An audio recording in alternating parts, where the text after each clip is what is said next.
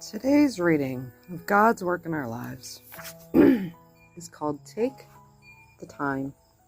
While finishing up a one-day business trip to Los Angeles, my husband Bob and I discovered that our meeting site was about 10 minutes from my grandmother's nursing home.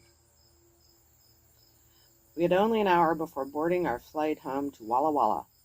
Hardly enough time to visit her, but something deep within me said, take the time. We hadn't seen Grandma in years, not since her mind began to fail.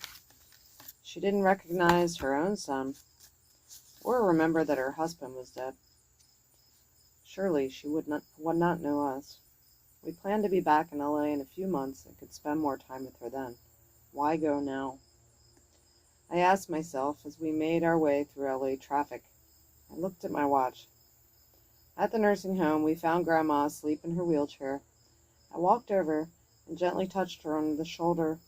Grandma, Grandma. She awoke, blinked a few times, and looked hard at me. Then her eyes filled with wonder. Barbara, is that really you? Grandma not only recognized Bob and me, she was absolutely lucid. She wanted to know everything about us. We reminisced about the times I had stayed with her when I was a child, the trips we made to Yosemite every summer.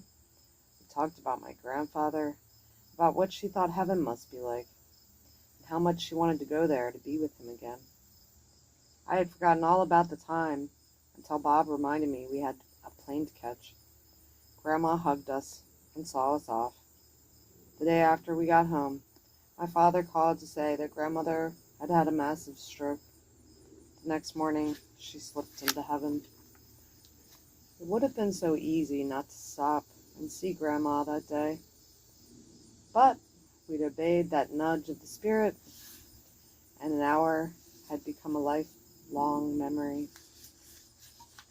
An hour became a lifelong memory. This story is from Barbara Deal.